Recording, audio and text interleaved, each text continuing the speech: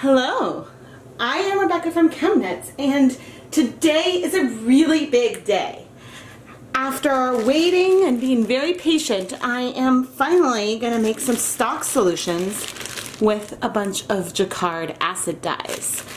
I know that you and I have all been really excited for me to start experimenting with these dyes, with these commercial dyes, and so I can't wait to get started.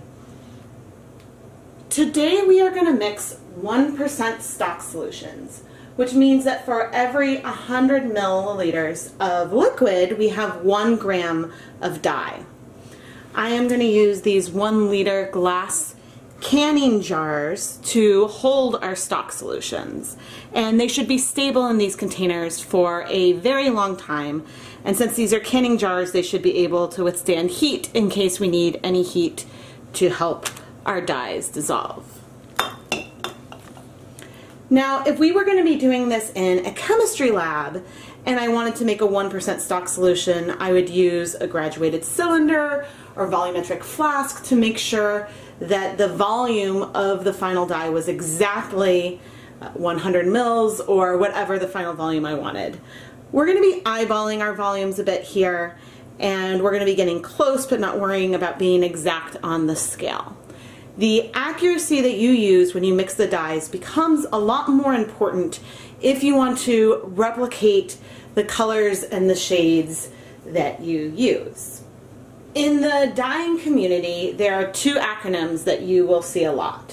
One is DOS, which stands for the depth of shade, which would be if you're doing a pastel or an extremely saturated dark color. The other acronym that you see a lot is OWG, which stands for on weight of goods, which refers to the ratio of dye to wool or whatever your fiber is that you want to use. When I dye yarn with food coloring, I know how many drops of food coloring I want to use or the volume of a Wilton's icing color to use from feel and experience. There are a lot of established protocols for dyeing yarn and fabric with these commercial acid dyes, especially since these were specifically designed for dyeing fiber. It looks like that typically to dye 100 grams of fiber, you could use anywhere between 200 and 600 milliliters of your stock solution. And if you want a paler color, you would use even less. You could always do a 2% stock solution, but there might be some solubility issues with some of the colors. So I intend to make these stock solutions and then dye by feel. At some point in the future, I'll film a video where I talk a little bit more about the calculations that you can do to determine how much of your stock solution you should use to get a particular shade or color on your yarn. In case you're wondering why I sound muffled, it is because I am wearing a dust mask. I want to keep things as safe as possible, and the risk with acid dyes, and really other powders like Kool-Aid too, is that when you're using a lot of them, you could inhale the powders and it's an irritant, and that's not good for you. So, just like you use separate pots and pans, so that way, you know, to be food safe, why not protect yourself and just add a dust mask on so that way you can avoid inhaling any of these teeny tiny particles. I covered my work surface with plastic wrap just so that way I can try to keep my counter clean and avoid staining it. I'm going to start off with making a stock solution for Jacquard Violet. Purple's my favorite color, so that seems like a reasonable place to start. Alright. So I opened the cap, and you can see I tared my scale already. If you're new to weighing things, then that just means that it zeroed it out. So I bought 1/2 ounce jars of dye, and that is about 14 grams. So I will be using most of the dye in the stock solution to make a liter of a 1% stock solution. So all the tools that I'm using today are dedicated for dyeing. None of these are things that I use for any of my cooking or anything like that. So, oh, I should remove the spoon again. We have 10.1 grams of dye. That's pretty close. Turn off the scale. And now the first thing that the instructions that I have read online say to do is to make a little bit of a paste with the dye. So I'm just going to use, and I'm using my measuring spoon still because it had dye on it already. And I'm going to do my best to make it so that there are no dry bits left.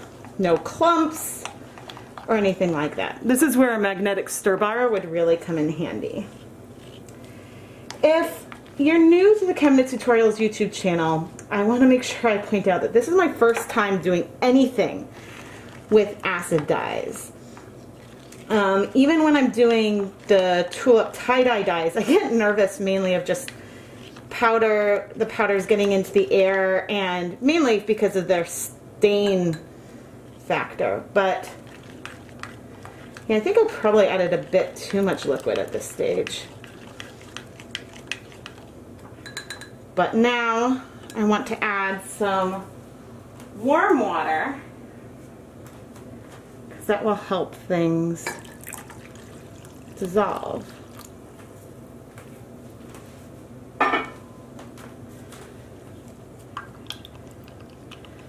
That's kind of a pretty blue color. Exhilarating watching me stir, right?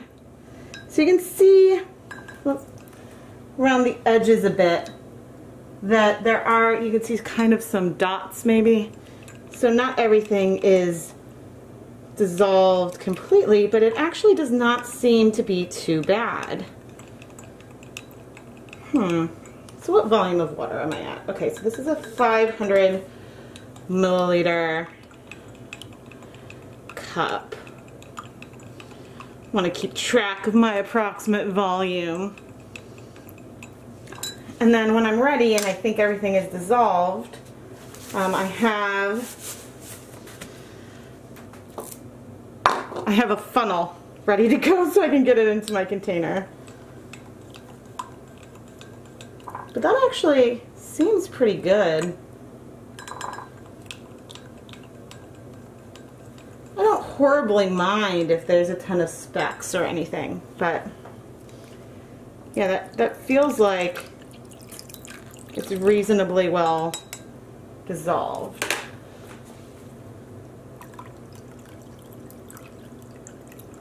So what I'm doing now is increasing the volume until I get to about,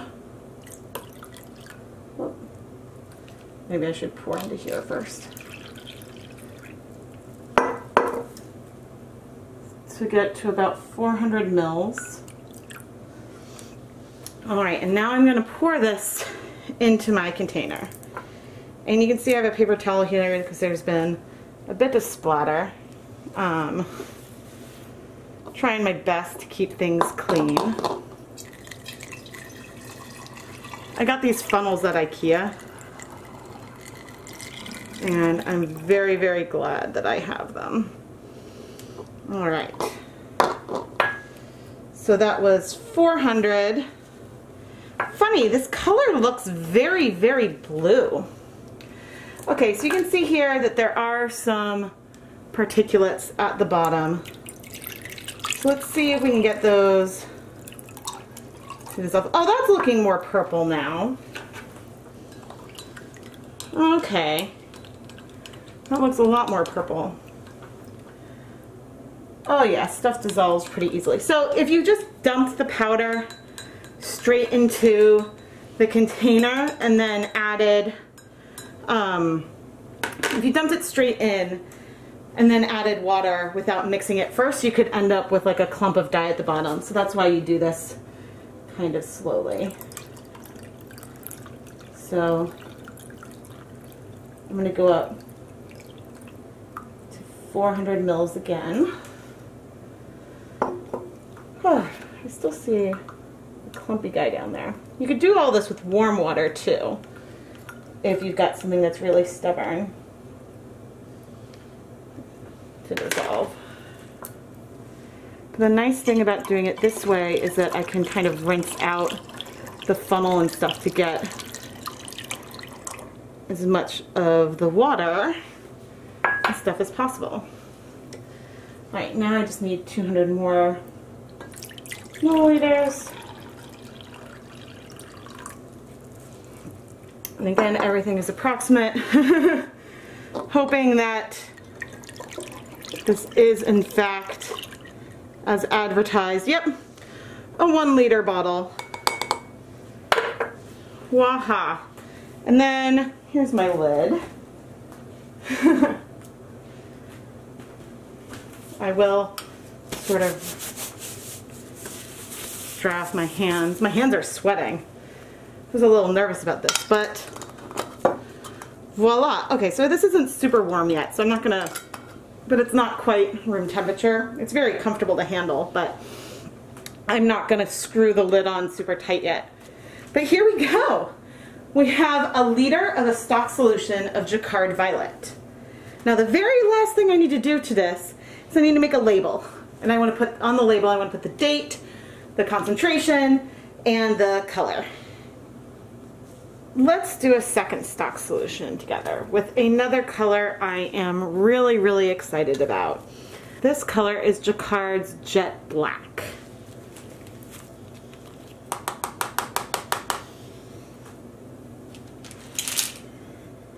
And I've got a spoon. I'm not going to bother pulling out a measuring spoon.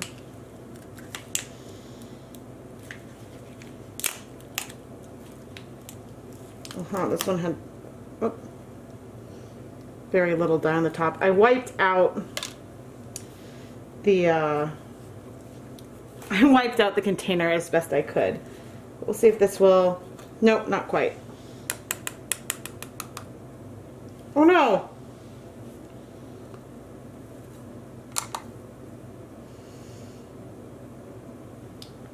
Well, we had a problem in that I added some dye and the scale turned off on me. So,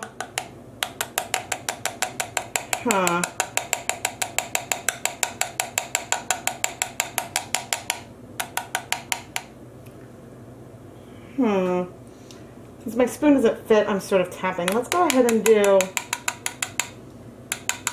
since it's black, when we're using this, we're going to want it to be rather strong. There's still a fair amount left in the container, but so we're going to have a greater than a 1% solution this time because there was some dye that I put in.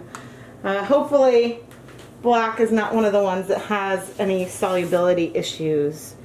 But now I wet a paper towel to clean up my work surface, and ooh, is that some breaking I detect?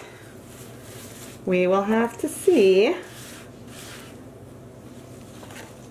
But I want to try to keep things relatively clean so that way I don't contaminate my colors. Yeah, that's not so bad. Okay, I'm going to add a little bit of water to start trying to paste this dye. Let me zoom in. And tilt so maybe you can see. Maybe if I had done a lighter color it would have been easier to see. It looks a little bit like brownie batter actually. Okay, this time I added less, so it's the pasting process. You can see that this is much more paste-like than the last time when I had a bunch of water. Alright, let's go ahead and add some warm water. Just a little bit. It has cooled off a bit. It was initially boiling when I put it into the kettle. But let's see. Yeah, I don't think I think I added too little when I was trying to paste it. It's kind of stuck on the spoon. But hey, this is why I'm filming my process, so that way I can troubleshoot it with you, right? But ooh, it's funny, the splashes that come up almost look maroon. But yeah, my paste is like stuck on my spoon. Let's see if it'll... Nope, we're stuck on there pretty good. Oh dear.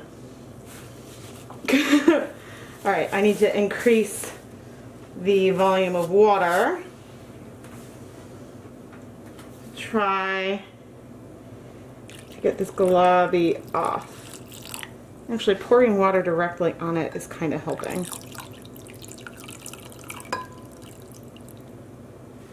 That helps a lot, actually. Alright, but we learned a lesson here, right? With the globbies. Isn't that like a Friends reference? So right now I'm at maybe like 300 milliliters of water. And yeah, I think adding... Alright, so when you want to paste the dye, you want to do that with a bit more water. You don't want to make it a solid chunk like this. I'm going to add another spoon in here. You can see I'm kind of wiping these globs onto the side.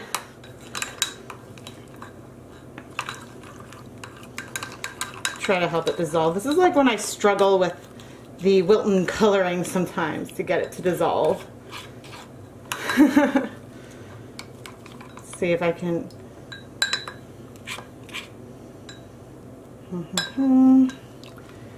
Yeah, I still sense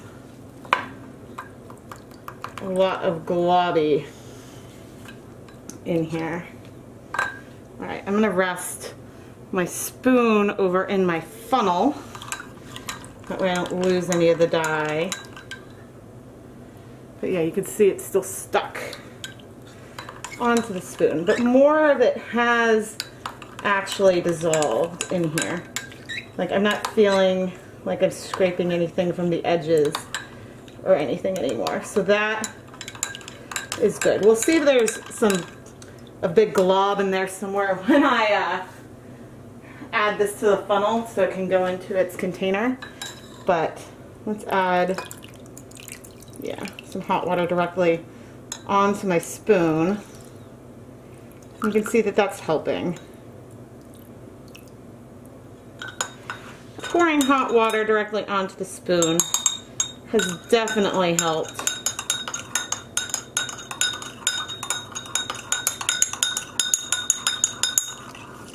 Sorry guys, I know that you prefer that I use plastic so you don't get the sound of the metal, but I do the best that I can for you. Okay.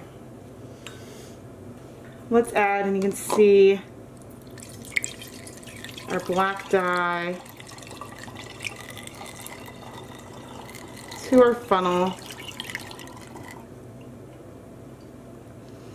So far so good. I don't really want to add cool water to this yet because I see some sediment in here. So, oh shoot. I also, you guys, this is what I get for like forgetting and not paying close attention. I forgot to measure the volume before I added it to the bottle. But this is where things can start to become a little bit helpful. I'm just sort of rinsing off dye off my spoons. Now this is cooler water this time. Oh dear. Oh dear is right. Yeah, because there's still some, there we go. So now my spoon is coming out clean. Oh dear, everybody.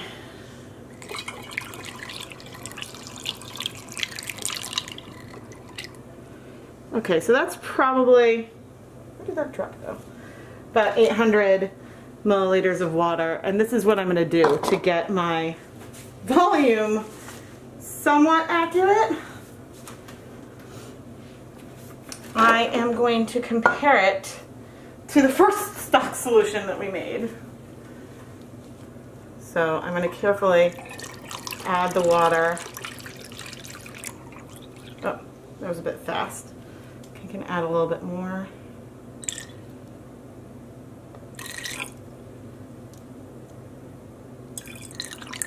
Okay. We've got approximately a 1% stock solution here. Very, very approximate. But now I'm going to go clean off everything and continue to try to make some stock solutions. I am going to film one last stock solution. We'll see if I've learned from any of my mistakes. Oh, and the color right now is Jacquard Silver Gray, number 638.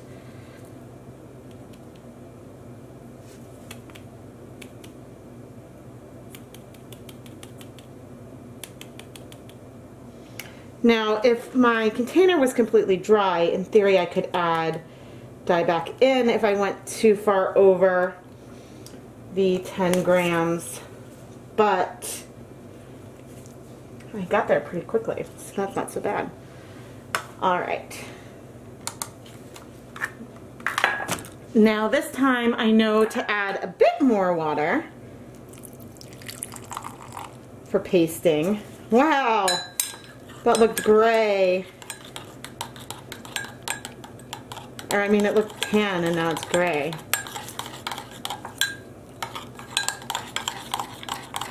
Because when I really was making it into the paste before, there was just way, way, way too much, or not enough liquid, so it just stuck together.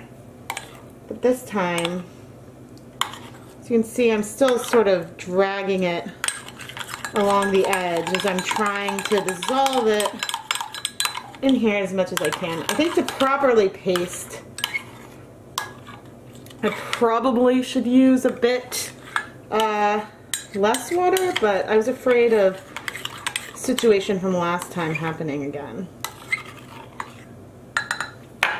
Yeah, so it feels like most of the stuff that's still caked is on my spoon. And now I'm going to add some near boiling water.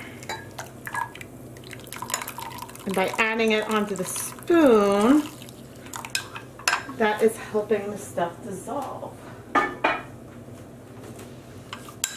So that's just handy. Let's see. It actually seemed to go, yeah, this was much easier than the black. Now, I don't know, different colors I think have different levels of difficulty as well, but that seems actually to be pretty good. Alright, let's increase our volume up to 400 milliliters. See, this time I'm paying attention to the water volume again. Oh, huh. And I'm going to pour it into my funnel.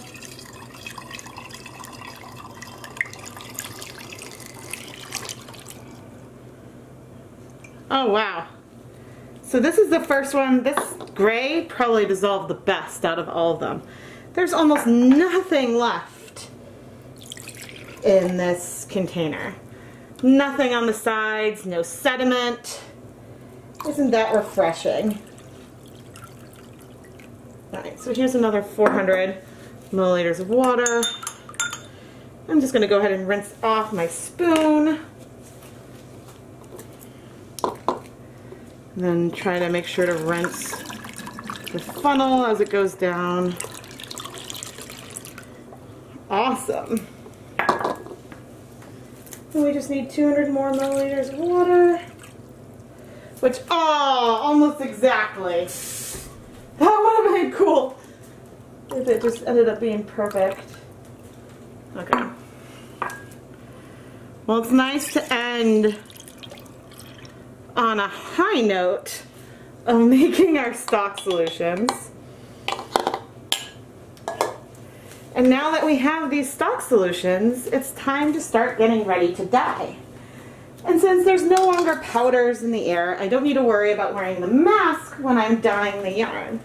But if you are going to do anything with the powders, you do want to take precautions so that you do not, you want to take precautions so you don't inhale any of the powders. And so that's why we wear the mask. And the main reason for using the gloves is to protect my hands from getting dyed. But I will say, labeling the jars is really important, because right now, if I'm looking at the gray and then the purple and the black, it is really, really hard to tell which color is which just from looking at the bottles. So I've got a label on over here already. Putting the labels on is really important. Thank you so much for watching this video as I make Jacquard acid dye stock solutions for the first time. I'm really excited to start dyeing yarn with these dyes, and you know, without any other notice, this is the video that you can refer to if you wonder where my dye stocks come from. Thank you so much for watching, and don't forget to subscribe to the ChemKnits Tutorials YouTube channel.